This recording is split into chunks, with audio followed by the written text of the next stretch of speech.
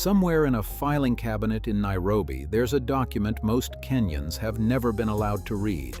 It decides who controls what happens if the country's biggest railway can't pay its debts.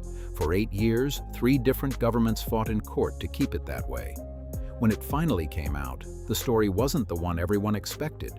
Today, we go inside the contract nobody wanted you to see. In 2017, something happened in Kenya that hadn't happened in a generation. A 10-hour journey between the coast and the capital shrank to 4. People who'd never left their hometowns took selfies from a train window for the first time. It felt like the future had arrived early. The government called it the backbone of a new East African trade era, a railway that would one day stretch all the way to Uganda, carrying the continent's goods faster than ever before. Almost none of it was paid for with Kenyan money. It was built on a foreign loan from a foreign bank on terms almost nobody in the country was allowed to read. That's where our story really begins, not with the ribbon cutting, but with the silence that followed it. A year after the launch, a letter leaked out of the Auditor General's office. It suggested Kenya had quietly put up something enormous as security for the loan, the Kenya Ports Authority, the body that runs Mombasa Port itself. At almost the same moment, halfway across the world, headlines were breaking about Sri Lanka losing control of its own port to Chinese lenders after falling behind on payments. Put the two stories side by side, and the fear wrote itself. Kenya's coastline, its front door to the world, quietly signed away.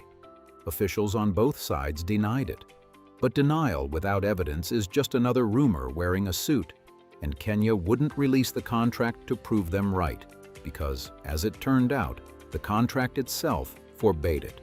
So the story lived in the dark for years, repeated in Parliament, repeated on the news, repeated by people who'd never seen a single page of what they were talking about. Here's the twist.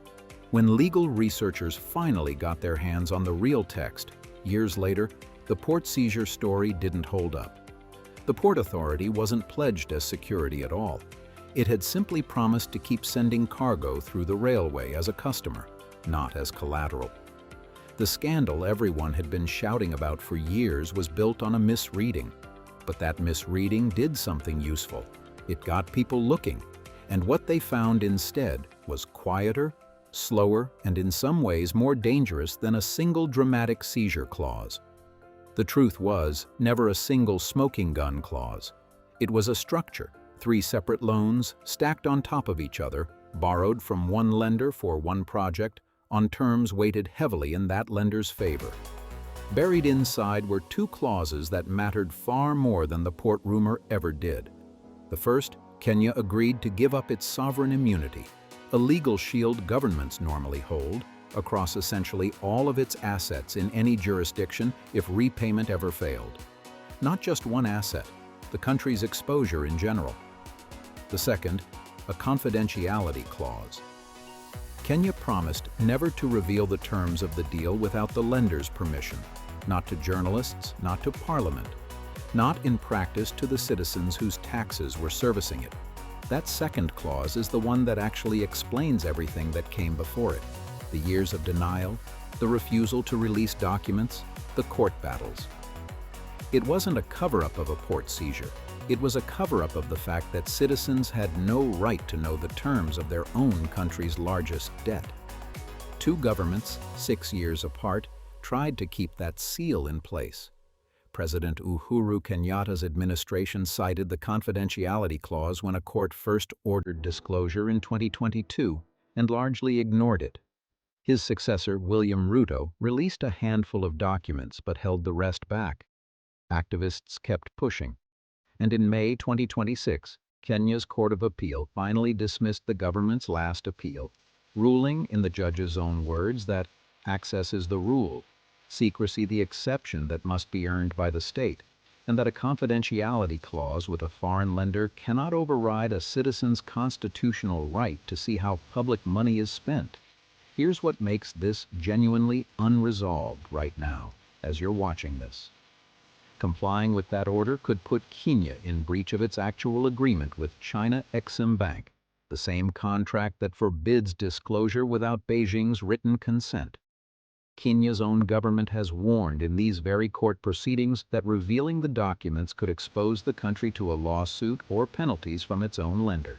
So as of today, Kenya is legally required by its own courts to open a door its foreign lender has legally forbidden it from opening. Nobody yet knows which side wins that standoff. Here's where the story stops being about Beijing and starts being about you if you live in Kenya.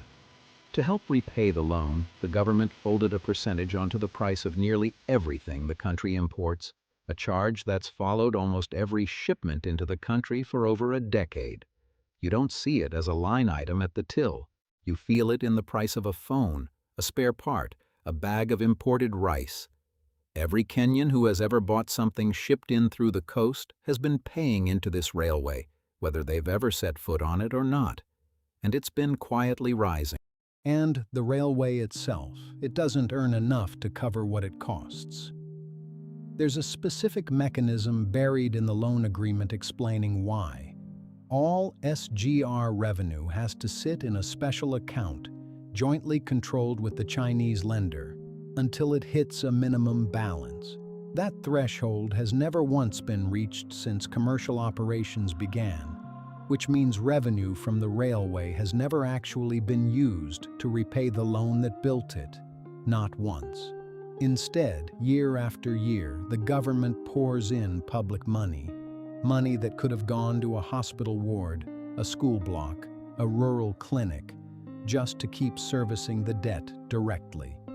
Eventually, even the government admitted the original terms were too expensive to sustain. In late 2025, it went back to the negotiating table and struck a new deal, swapping the loan's currency, roughly halving the interest cost, and pushing the deadline out by years. That's a genuine, measurable relief for the country's finances.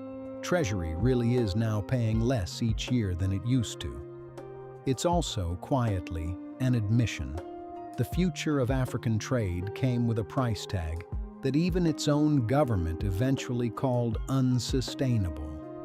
And then there's the detail almost nobody has reported. Kenya's own Treasury publishes every year exactly how much Kenya Railways owes on this loan and how far behind it's fallen. That part isn't secret anymore. What's missing is that Kenya Railways' own audited financial statements, the corporation's own books, don't mention that figure at all. The country's Auditor General flagged it directly, noting the corporation's accounts failed to reconcile with what its own government reports elsewhere. It's not a hidden number.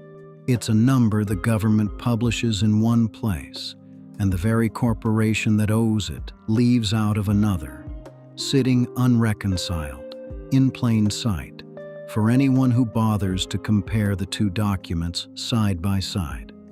For a country that fought for 8 years just to read the original contract, that kind of gap isn't a rounding error.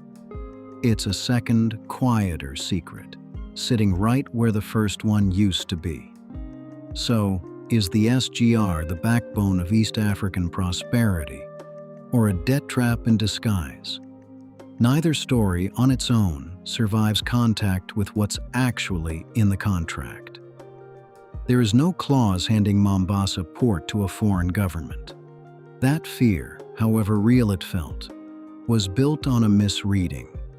But there is a country that borrowed heavily on terms it wasn't legally allowed to show its own people for the better part of a decade. There is a broad surrender of legal protection tied to that debt.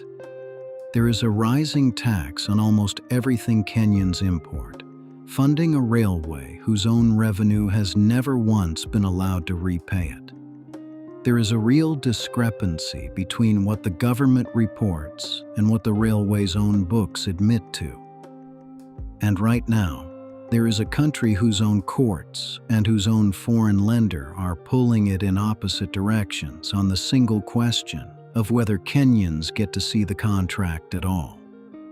The real danger was never a foreign flag flying over a crane in Mombasa.